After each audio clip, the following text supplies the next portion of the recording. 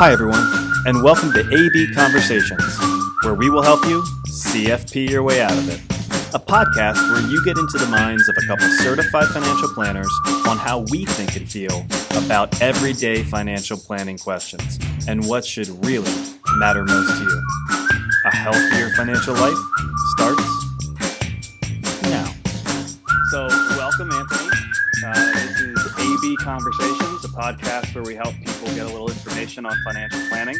I'll certainly introduce you because clearly AB Conversations, typically Adam and I, and you are clearly not Adam.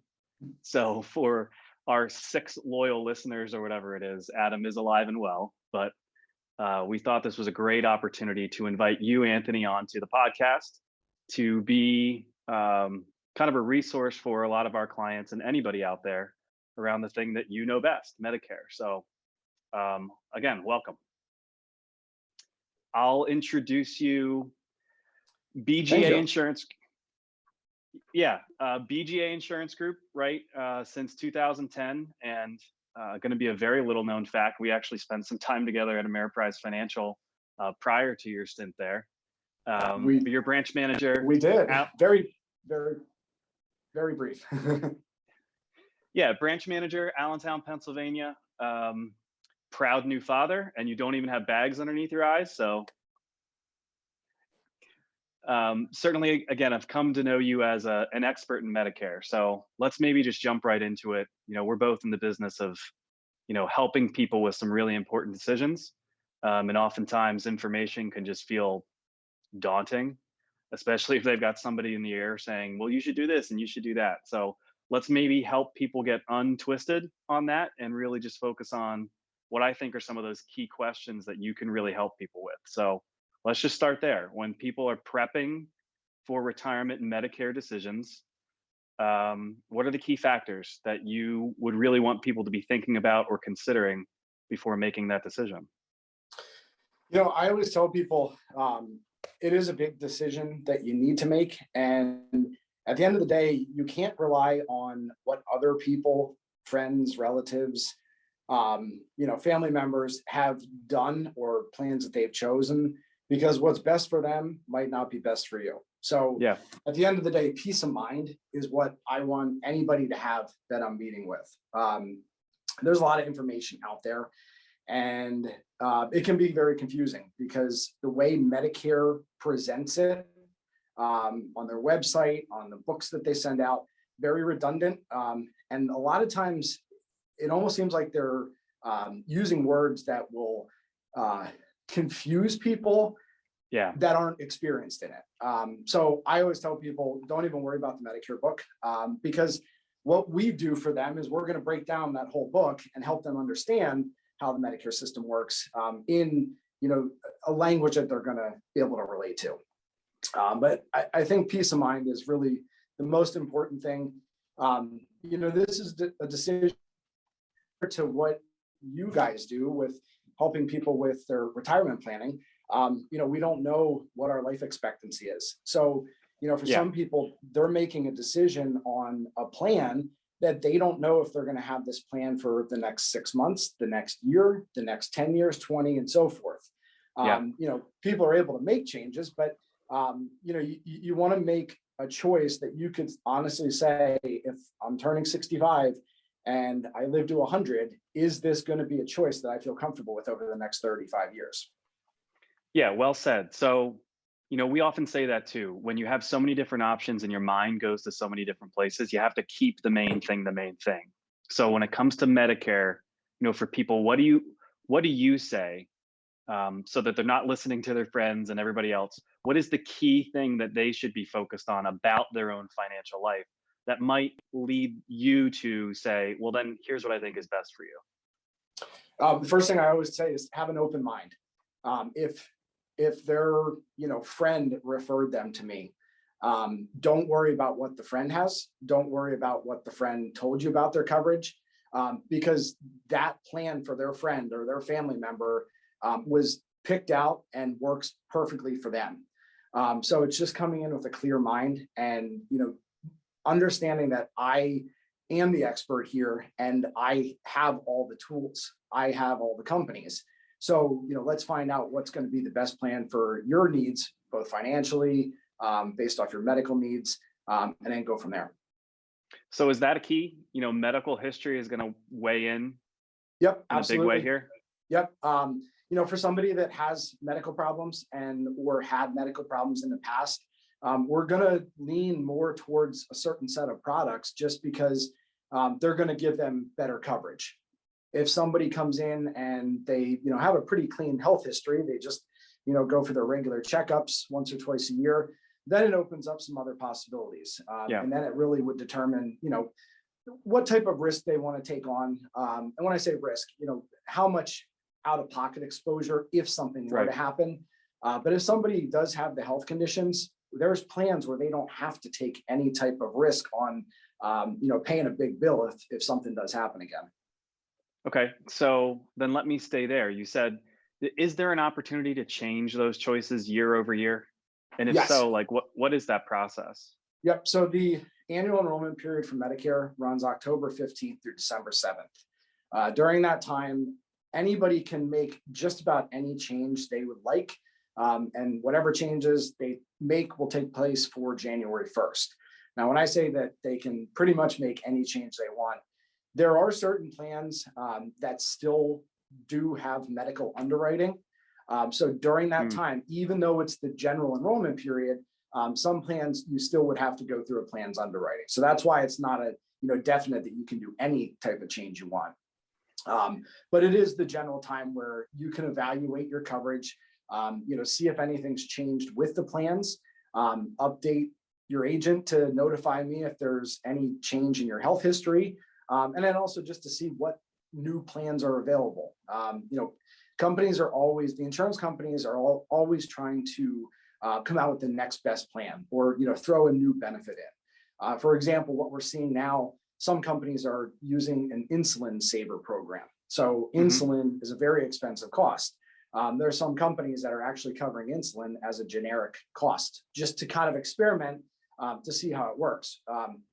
So anybody that in the past has been paying high costs for their insulins, one of these new plans might be something to look at, because sure, you might have to change your medical benefits a little bit to go into a new plan.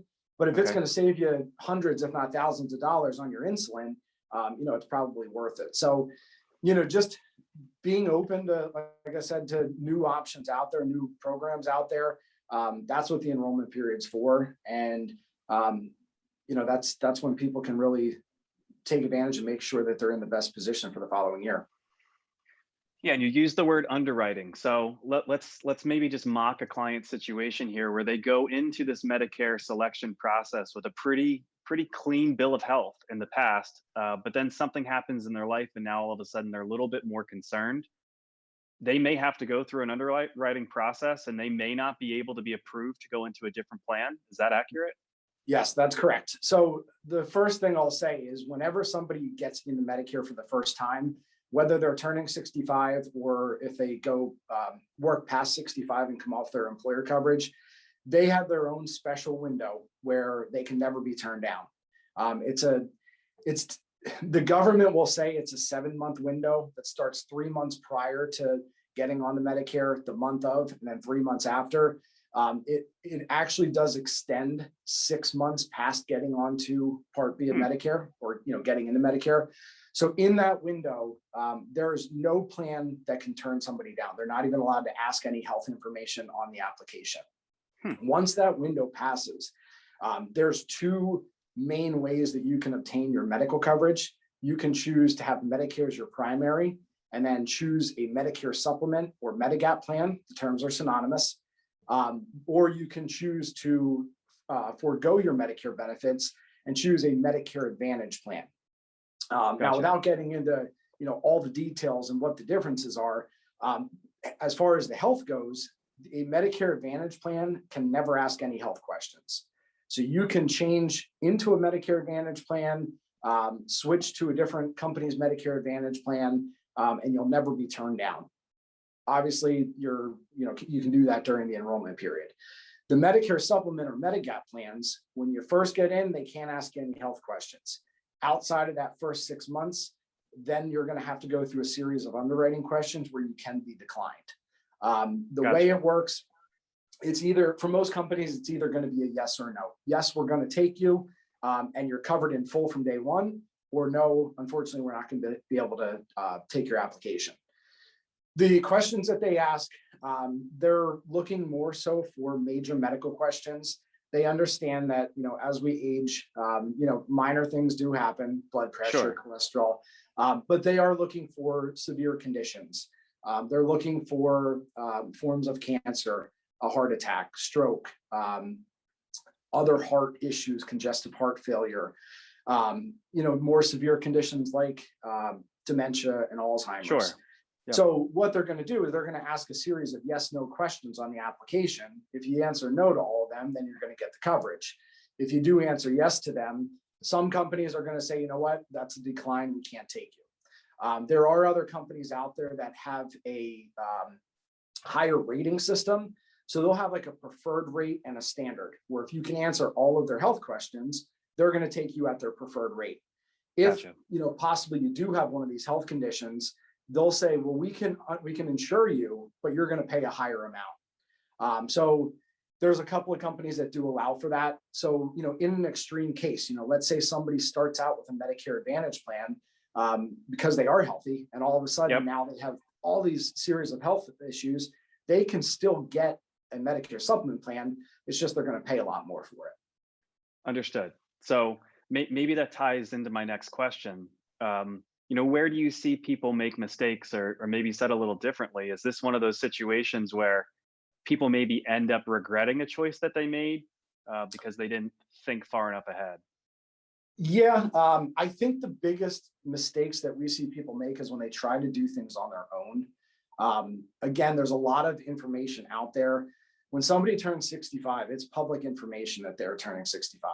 So any insurance company out there can bombard people with literature in the mail. And that's the biggest complaint I get, is they have this stack of paperwork and they don't know what to do. The insurance companies aren't necessarily allowed to call somebody, with do not call and privacy laws, but every company knows when you're turning 65. So I do find the big mistake people make is they get something in the mail, where they get a phone call and they just jump the gun and say, you know what, I'm going to go with this. I think I understand it. Gotcha. I'm not just going to say this next part because I am a Medicare insurance broker. I'm saying this as brokers in general, no matter what the field is.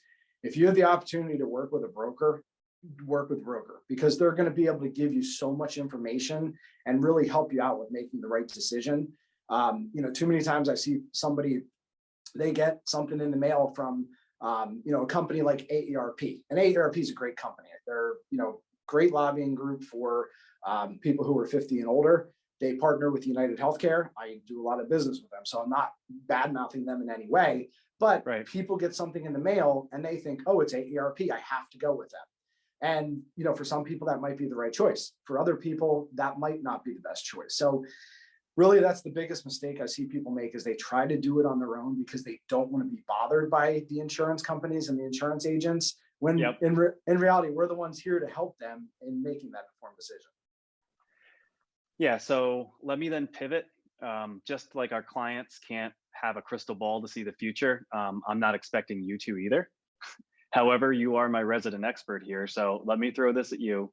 If you could shake that crystal ball right now, we get a lot of questions around the future of these government programs, right? Stability, solvency, Social Security. Where do you see the industry going, or where do you see maybe costs changing? Anything you can share that you would want people to kind of be thinking about? Well, it's health insurance. It's never gone down in cost, and it's not going to happen that way. So I do foresee that the cost will continue to go up. Now, when it comes to Medicare compared to individual plans for people that are not 65 yet, the costs are very low. When I have somebody who's retired already, that when they get to 65, they're coming off an individual plan and going to Medicare, the amount of money they save is incredible. But that's not the case for everybody. We have seen the cost go up. The standard cost for Medicare right now is $148.50 per month.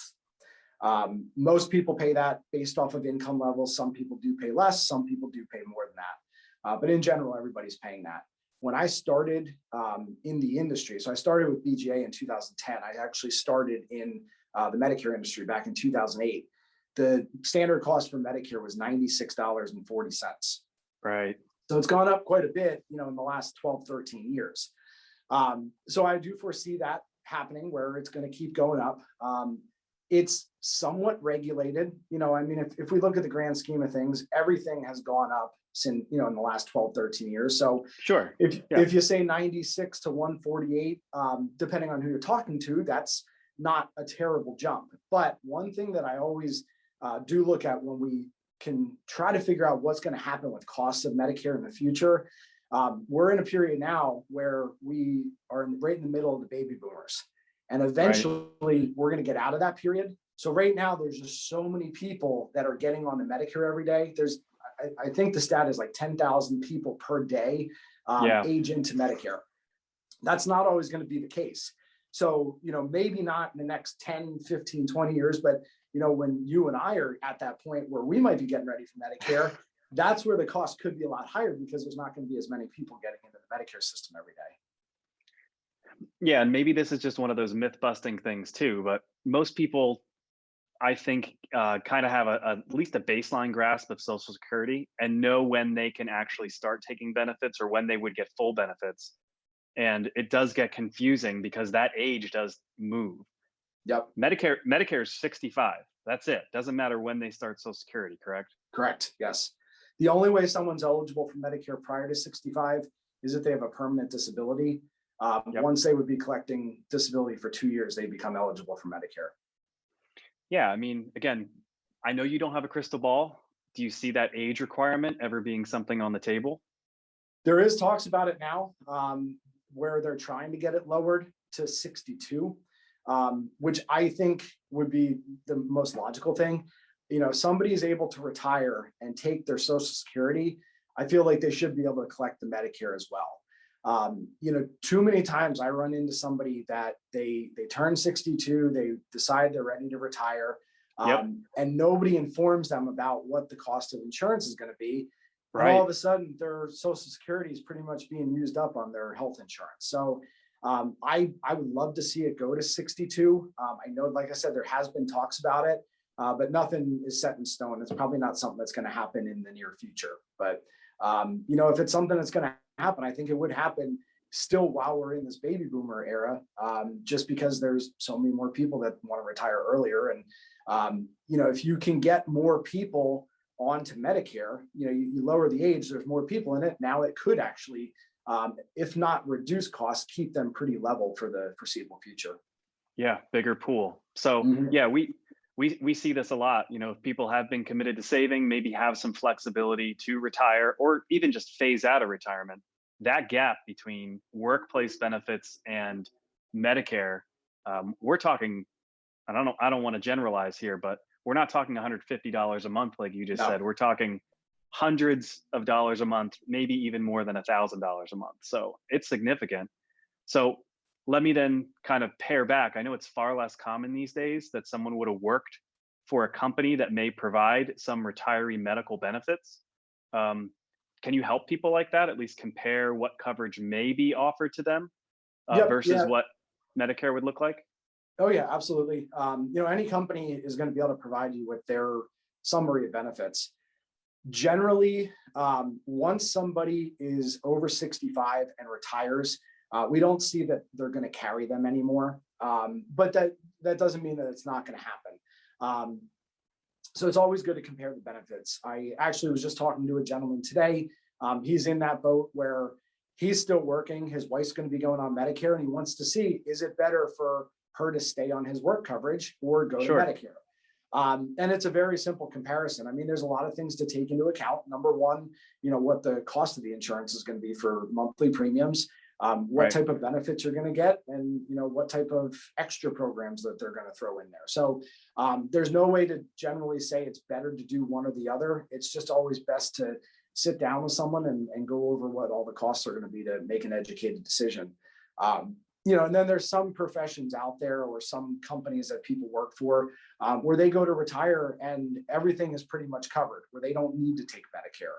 I don't want to just throw out certain careers or certain professions where people don't have to worry about what to do when they get to Medicare because they're going to be covered, because things can change, and I don't want someone to hear, oh, I did this job, so I'm covered, I don't have to worry about it. A lot of times too, it depends on how long someone's been with the company, but in general, it's just one of those you always want to compare with what's available with Medicare, because when you get your employer coverage, generally there's only a couple of options, if you even have options. Where when you get to Medicare, there's so many different options out there that you might look at the coverage you have and say, well, I think I have a decent plan, but you don't know what's available under Medicare. Yeah, compared to what? Great point. Yep. All right, well then let me put this back on you. Sometimes we don't know what questions we should be asking, so are there questions that you would want people to kind of be asking, or things that you would want to know that I maybe haven't brought up? I think the biggest thing that people have to do is see what implications of making a decision when they're first getting into Medicare is going to have over the remainder of their lifetime. And you've said it a couple of times, none of us have this crystal ball to know how long that lifetime is going to be, but just asking questions to whoever they're going to be meeting with, whether it's meeting with myself or another agent out there, or directly through an insurance company, just asking those questions of how am I going to be impacted down the road. You talked about it earlier with the health conditions, and some people, they get into a plan and they just assume that the annual enrollment period means, okay, I can make any change I want. Where I've run into people where they had health conditions but not severe enough for them to want to take the Medicare supplement. They take a Medicare Advantage plan because it's less expensive. They throw in all the bells and whistles. Now all of a sudden they're realizing that their costs are higher than they thought they were going to be, and they can't get into the Medicare supplement. So it's really just asking those questions of what's going to happen in the future. And any good agent's going to be honest with somebody and let them know exactly what I'm saying here, that right now you can get in a supplement, down the road you might not be able to. So that's one of the big ones. And then there are other products out there. Everybody thinks that insurance is something that you want to have the cheapest insurance and the least amount of plans. It's not always about that. There are times where people are overinsured, but there's also ways that you can take multiple insurance plans that might be able to satisfy your needs better than taking one plan that has a higher cost. So Gotcha. For example, with these Medicare Advantage plans, one of the things people don't like about them is they have an out-of-pocket maximum, generally in the area of $5,500 to $7,500, meaning in a given year, if their bills added up, they could end up spending that much out of pocket. Sure. So that a lot of times they will be afraid to go into one of these plans because of that out-of-pocket exposure. Well, there really are only a couple ways that somebody could hit that out-of-pocket exposure, and there are additional products that someone can take to add on to that Medicare Advantage, where you can almost have the same type of coverage as a Medicare supplement that somebody else has. And why I bring that up is, let's take that person that they took the Medicare Advantage, now their health, something came up with their health, they might not be able to get back into a supplemental plan. Well, there might be ways that they can get a plan to at least cover that high expense if they were to hit it. So not all is lost if you can't get back into a Medicare supplement, but it's just asking the additional question: what other insurances are available to me? Is there anything else I can add on to this to cover some of those costs? Okay, then let me throw you a couple softballs here as we kind of try to wrap some things up. So it's not just the decision at age 65, but that open enrollment period every year. True or false? It's a good thing to reach out to somebody like Anthony every year and say, hey, is this still the best fit for me? Absolutely. Yeah, I tell anybody that I meet with, and all my clients, I tell them my phone, my email's open. Reach out to me at that time. They all know that I'm busy, but I'm busy for a reason, because I am helping everybody out. Obviously I'm, at that time trying to help out, people that are not my clients, that are looking to switch into something I offer, but I'm always there for my clients as well.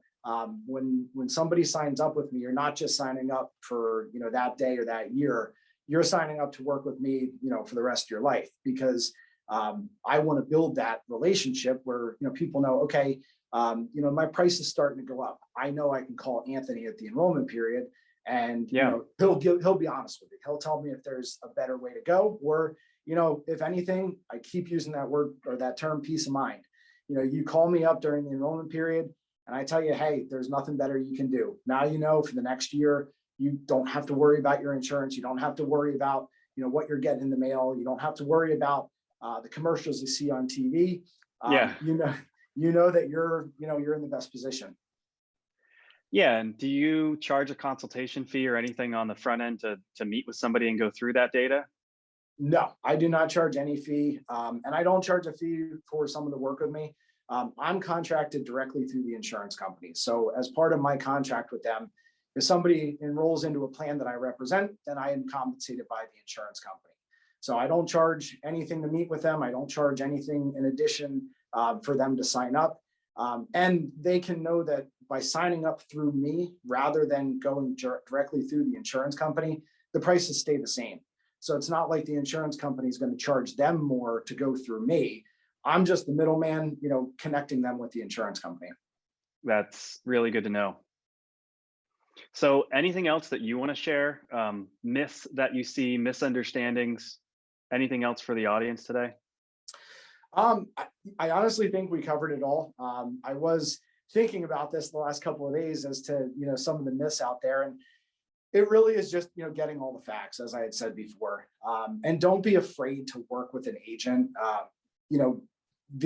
From what I've seen, I know a lot of Medicare agents just, over the years, because we all do represent similar companies and we go to functions for the insurance companies. So you get to meet people in the industry. If somebody's been in the industry for Medicare for even a couple of years, I've been in it for 13 years, but even somebody that's been in it 3 to 5 years, it's somebody that you can trust, and they know what they're talking about. This industry, as with your in similar industry as well, there's a very high turnover rate with agents, because people don't know what they're getting into. They just want to see how it works. So if somebody does stick it out and is able to, make this their career, they're probably good at what they do and they're going to help you out. So, it's just being willing to meet with somebody. And in general, I always just, like I said before, find a broker, whether it's for your Medicare, whether it's for your financial needs, whether it's for your other insurances, car insurance, homeowners.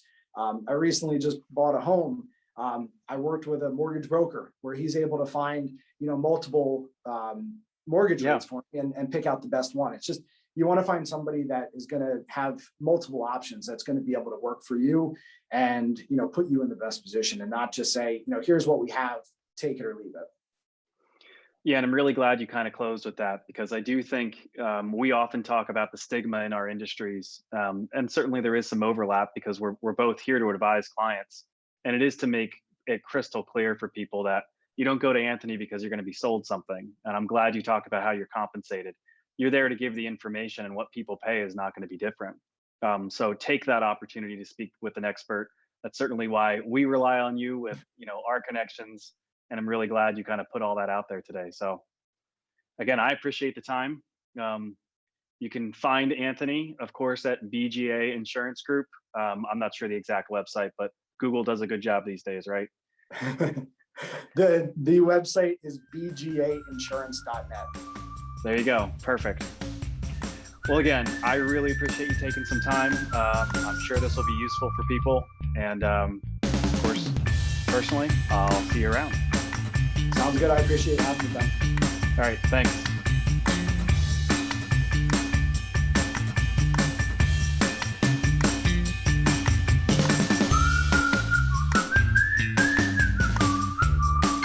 Hey everyone, Adam and I really appreciate you tuning in.